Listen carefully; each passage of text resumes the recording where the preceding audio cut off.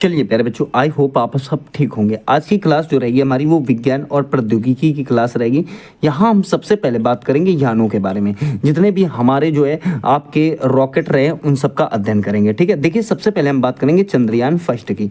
देखिए जो आपका चंद्रयान फर्स्ट है या चंद्रयान 1 है, इसे 2008 में लॉन्च किया गया था। कहने का मतलब है लॉन्चिंग डेट जो थी 22 अक्टूबर 2008 की थी। ठीक है, इसमें एक रॉकेट था PSLV C11 एक्सल वर्जन का। ठीक है, और ये कहाँ से लॉन्च किया गया था तो ये भी आपको याद रखना है, इसे श्री हरिकोटा से लॉन्च किया गया था।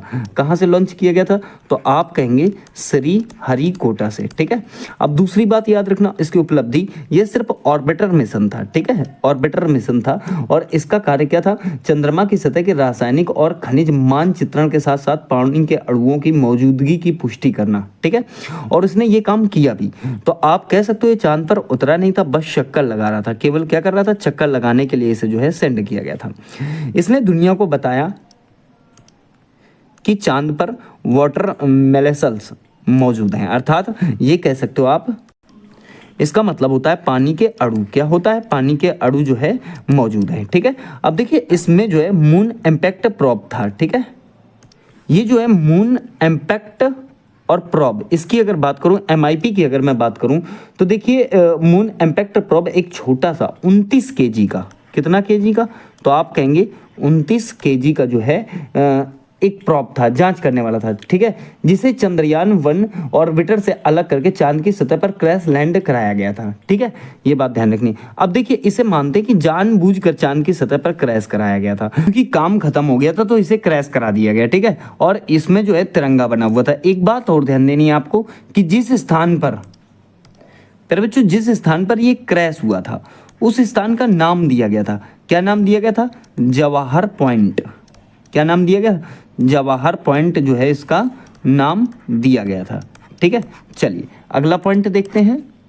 यहाँ पर बात करेंगे हम चंद्रयान 2 की, इसे हम मून मिशन बोलते हैं। ठीक है, अब देखिए लॉन्च की तिथि बात करें तो 22 जुलाई 2019 की है। ठीक है, लैंडिंग की अगर मैं बात करूं या प्रयास तिथि की बात करूं, देखिए प्रयास किया गया था क्योंकि ये आप जानते हो कि इसमें हमें सफलता नहीं मिल पाई थी उतनी, तो 6 से 7 दिसंबर 2019 की जो है बात है लैंडिंग की। ठीक है, तो लॉन्च कब हुआ तो 22 जुलाई 2019 को, और इसको सितंबर 2019 में पहुंचना था, लेकिन ये एक्चुअली में क्रैश हो गया था। ठीक है, रॉकेट की बात करें तो GSLV और MK3 M1 पूरा नाम था, तो GSLV MK याद रखना। ठीक है, बात करें स्थान की तो श्री हरिकोटा सतीश धवन अंतरिक्ष केंद्र, ठीक है, आंध्र प्रदेश। परिणाम की बात करें तो यह मिशन आंशिक रूप से सफल रहा। ठीक है, भले ही लैंडिंग सफल नहीं हुई, मैंने क्या कहा था कि लैंडिंग इसकी सफल नहीं हो पाई थी। ठीक है, लेकिन इसका ऑर्बिटर सफलतापूर्वक जो है चंद्रमा की क्लास में जो है स्थापित हो गया था। सतह से मात्र 2.1 किलोमीटर पहले लैंडर का संपर्क टूट गया था और वह जो है क्रैश हो गया। सही है, तो पूर्ण रूप से इसमें हमें जो है सफलता नहीं मिल पाई थी, पर यह कह सकते हैं कि सफलता मिल गई थी आंशिक रूप से। ठीक है, अब एक बात ध्यान देना, इसमें जो है कुछ चीजें लगी हुई थी महत्वपूर्ण घटक के अंतर्गत, जैसे ऑर्बिटर है।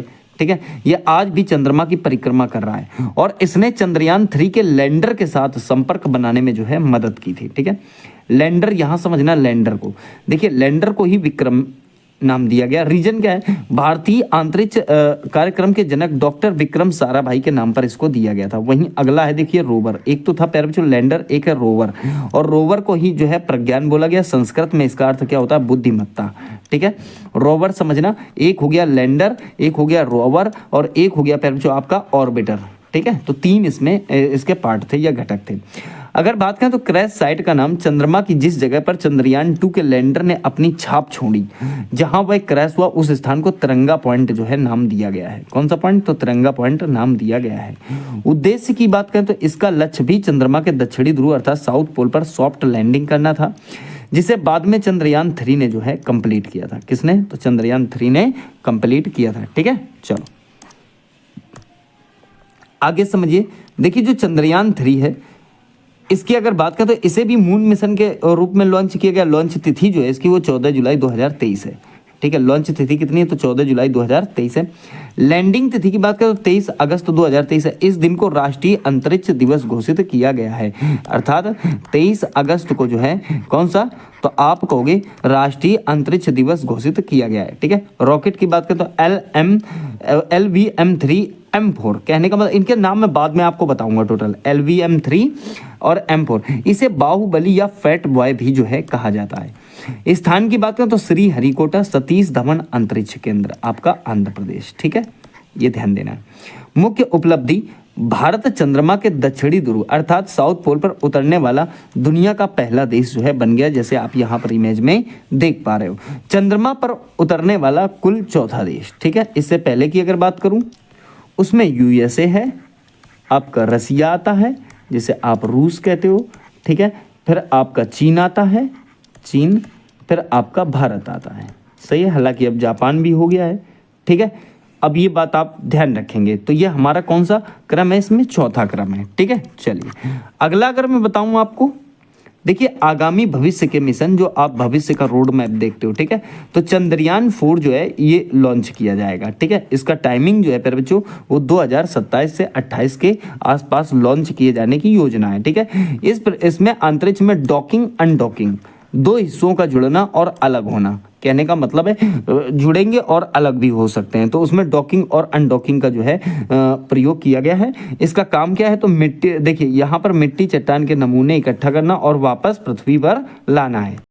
तो ये जो है इसका काम रहेगा। तो ये चंद्रयान 4 है। तो मैंने आपको बताया अभी तो समय आया ही नहीं है। ठीक है, अगला देखिए, अगला बात करें चंद्रयान 5 की। ठीक है, ल्यूपेक्स, लूनर पोलर और आपका एक्सप्लोरेशन। रीजन क्या है, चंद्रयान 5 का नाम जो है, चंद्रयान 5 का नाम जो है लूपेक्स क्यों रखा गया है, समझिए। क्योंकि इसरो, एक तो हमारे भारत की इसरो हो गई और जापान की जो है आपकी जाक्सा का एक संयुक्त मिशन है। ठीक है, जिसे लूपेक्स नाम दिया गया है। क्या नाम दिया गया, लूपेक्स नाम दिया गया है। ठीक है, अब देखिए जाक्सा तो यहाँ आप देख पा रहे हो। ठीक है ना, तो मैंने आपको क्या बताया कि जो है लुपेक्स जो है ये चंद्रयान 5 का ही नाम है। लुपेक्स क्यों नाम दिया गया, क्योंकि इसमें भारत का इसरो और जापान की जाक्सा जो है कार्य करेंगी। ठीक है, सहयोग तो इसमें लैंडर जो है भारत का होगा और रोवर जो है वो जापान का होगा। ठीक है, उद्देश्य चंद्रमा के स्थायी रूप से छायांकित क्षेत्रों अर्थात परमानेंटली शैडोज रीजन में पानी की मात्रा और गुणवत्ता का पता लगाएगा। समय रेखा इसकी रखी गई 28-29 के आसपास, और ये जो है जापान के H3 रॉकेट से लॉन्च किए जाने की संभावना है। इसका रोवर चंद्रयान 3 के प्रज्ञान से बहुत बड़ा उन्नत होगा, जो सतह पर ड्रिल करके नमूनों का विश्लेषण करने में सक्षम होगा। यहाँ पर आप तीनों चीजें प्यारे बच्चों देख रहे हो जो उन्होंने डिजाइन की है। मैंने सारे इमेज लगा दिए हैं ताकि आपको इमेज भी समझ में आ जाए। ठीक है, चलो अगला पॉइंट देखिए। देखिए बात करेंगे इसरो की। इसरो जैसे कि जानते हो आप, Indian space research organisation.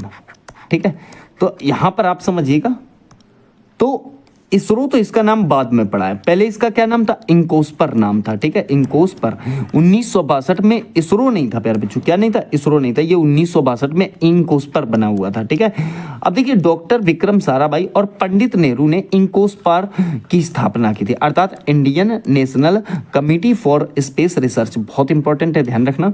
ISRO की बात करें तो 1969 15 अगस्त 1969 को इंकोस्पर को बदल कर क्या बना दिया गया, इसरो जो है बना दिया गया। ठीक है, इसका मुख्यालय पर जो पूछ सकता है तो बेंगलुरु कर्नाटक में है। ठीक है, जनक फादर की बात करें डॉक्टर विक्रम साराभाई भारतीय अंतरिक्ष कार्यक्रम के जनक हैं। ठीक है, फिर देखिए वर्तमान में इसके अध्यक्ष डॉक्टर वी नारायणन है।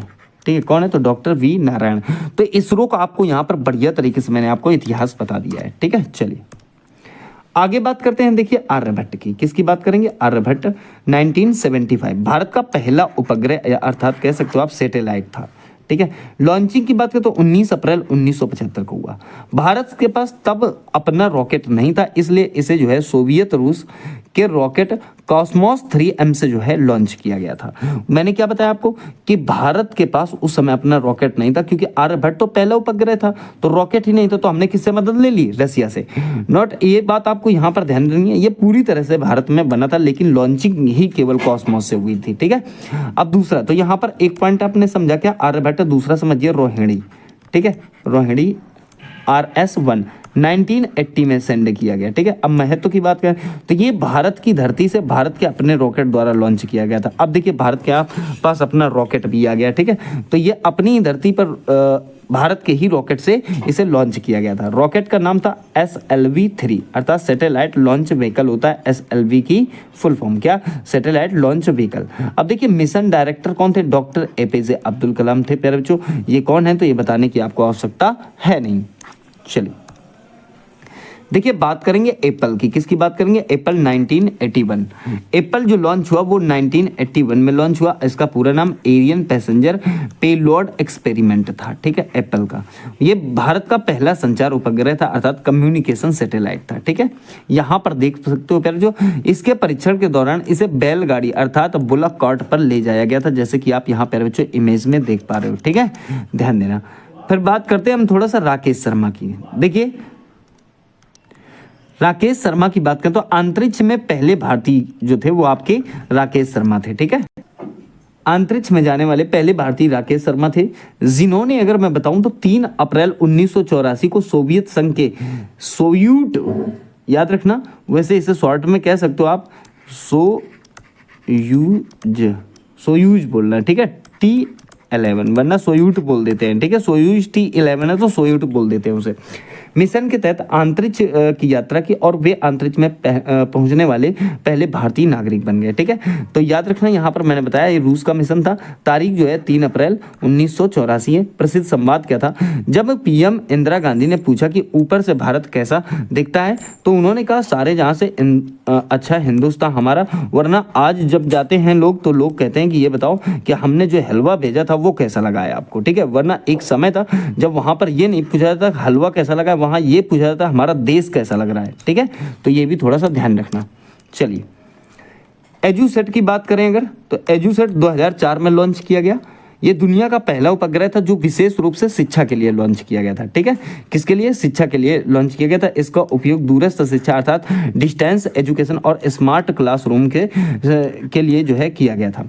कल्पना 1, तो कल्पना 1 की बात करते हैं पहले जो 2002 में लॉन्च किया गया था। ठीक है, अब देखिए मूल नाम क्या था तो मैडसेट नाम था इसका, अर्थात मौसम उपग्रह था। लेकिन क्या हुआ कि 2003 में जो है कल्पना चावला के निधन के बाद जो है PM जो थे हमारे अटल बिहारी वाजपेयी, उन्होंने जो है इसका नाम बदलकर कल्पना 1 रख दिया। तो मौसम उपग्रह आपका जो मैडसेट था, मैडसेट 1, इसका नाम जो है बाद में कल्पना 1 कर दिया गया था। कब? तो 2003 में। ठीक है, इनके निधन के बाद। ठीक है, देखिए ये मौसम की जानकारी देने वाला पहला विशेष उपग्रह था। अगला पॉइंट देखते हैं, आदित्य L1 अर्थात ये एक सौर मिशन है। ठीक है, आदित्य सूर्य का ही पर्यायवाची है तो बताने की जरूरत नहीं है आपको। ये एक प्रकार का सौर मिशन था जिसे 2 सितंबर 2023 को आंध्र प्रदेश के श्रीहरिकोटा स्थित सतीश धवन अंतरिक्ष केंद्र से जो है लॉन्च किया गया। किसके द्वारा? PSLV C57 के द्वारा लॉन्च किया गया। उद्देश्य क्या था? तो सूर्य की सबसे ऊपरी परत जिसे आप कोरोना बोलते हो, ठीक है, और सौर तूफानों का अध्ययन करना इसका काम था। ठीक है, स्थान जो था उसे लैग्रेंज पॉइंट बोला गया है, L1। ठीक है, अवधारणा L1 वह बिंदु है जहां सूर्य और पृथ्वी का गुरुत्वाकर्षण संतुलित हो जाता है। ठीक है, यहाँ ईंधन कम लगता है और उपग्रह बिना किसी रुकावट के 24/7 सूर्य को देख सकता है। ठीक है, मतलब परमानेंट वो सूर्य को जो है दिखाई देगा। आइए मंगलयान को देख लेते हैं। मॉम अर्थात मार्स ऑर्बिटर मिशन। ठीक है, लॉन्चिंग डेट जो है इसे 5 नवंबर 2013 को आंध्र प्रदेश के श्रीहरिकोटा से PSLV C25 रॉकेट के जरिए जो है लॉन्च किया गया। समय का मंगलयान 24 सितंबर 2014 को मंगल की क्लास में जो है पहुंचा। ठीक है, उपलब्धि, भारत अपने पहले ही प्रयास में मंगल ग्रह पर पहुंचने वाला सक्षम देश बन चुका है। ठीक है, इसका जो खर्च है वो 450 करोड़ रुपए है। जो इसकी इसी पर डिपेंड एक मंगलयान पर मूवी बनी हुई है हॉलीवुड की, ग्रेविटी, उससे भी सस्ते में ये हमने बना दिया था। आगे देखिए बात करते हैं, इसका मुख्य लक्ष्य मंगल की सतह की विशेषताओं और वातावरण और मीथेन गैस जीवन का संकेत की खोज करना था। ठीक है, अगर बात करें तो 2000 के नोट पर जो है मंगलयान की तस्वीर थी जो अब बंद हो गया है। कौन? तो 2000 का नोट बंद हो गया है। ठीक है, चलिए बात करेंगे गगनयान मिशन की। गगनयान मिशन जो है ये मानव अंतरिक्ष उड़ान वाला मिशन था। भारत का सबसे महत्वाकांक्षी मिशन इंसानों को अंतरिक्ष में भेजने का कार्य करता है। ठीक है, लक्ष्य की बात करें तो इसमें जो है 3 अंतरिक्ष यात्रियों को 3 दिन के लिए लो अर्थ ऑर्बिट 400 किलोमीटर में भेजना और सुरक्षित वापस लाना इसका काम होगा।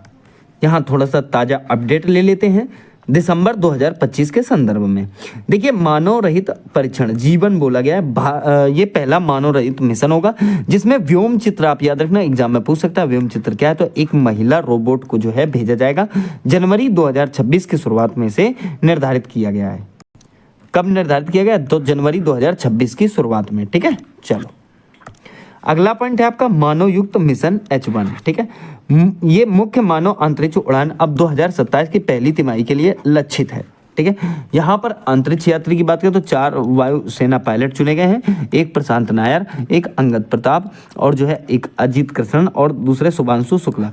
शुभांशु शुक्ला अभी हाल ही में एक जो अगर बात करूं मैं, जो आपका एक्सियम 4 मिशन है, एक्सियम 4 मिशन के जरिए अंतरराष्ट्रीय अंतरिक्ष स्टेशन अर्थात ISS की यात्रा की और जो है नासा के संयुक्त मिशन के साथ जो है इन्होंने उस पर भाग लिया है। तो यहाँ पर शुभांशु शुक्ला को आप बढ़िया तरीके से ध्यान देना। और ये जो है आपके ये 25 जून 2025 को वहाँ पहुँचे थे। कब? तो 25 जून 2025 को पहुँचे। और जो है कह सकते हो आप कि इनका जो यान था जो ड्रैगन कैप्सूल था वो फ्लोरिडा के केनेडी स्पेस सेंटर से लॉन्च हुआ था, तो ये भी आपको याद रखना है। और ड्रैगन कैप्सूल जो था उसका नाम प्यारे बच्चों ग्रेस था। क्या नाम था? ग्रेस। ठीक है ना, तो ये भी आपको नाम याद रखना है। चलिए देखिए बात करते हैं आगे। अगला पॉइंट है हमारा निसार। क्या है? निसार। निसार का मतलब क्या? नासा इसरो, ये दोनों संयुक्त रूप से बनाएंगे इसे, NASA ISRO synthetic aperture radar. ठीक है, क्या है? रडार।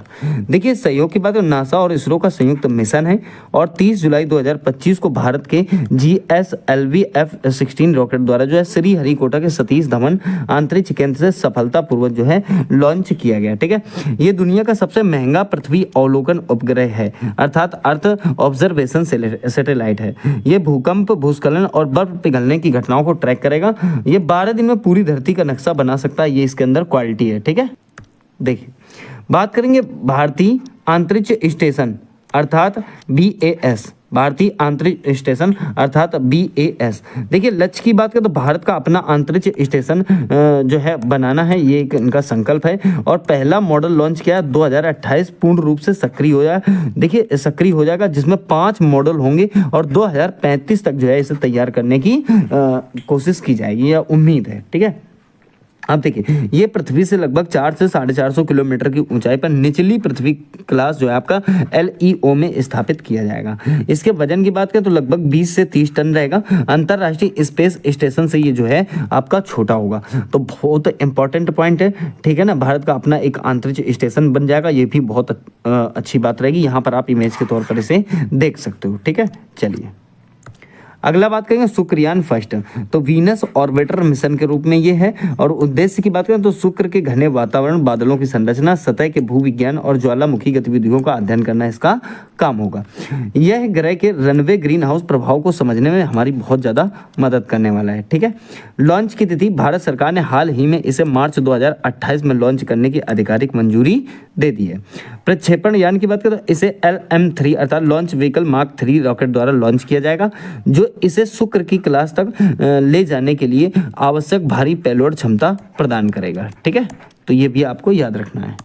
चलो आगे देखिए बात करते हैं NGLV next generation launch vehicle.